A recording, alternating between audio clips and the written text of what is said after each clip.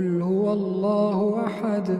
الله الصمد لم يلد ولم يولد ولم يكن له كفوا أحد قل أعوذ برب الفلق من شر ما خلق ومن شر غاسق إذا وقب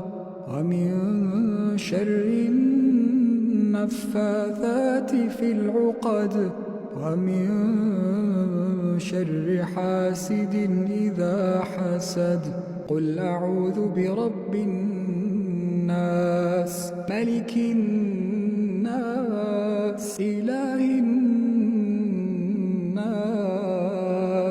من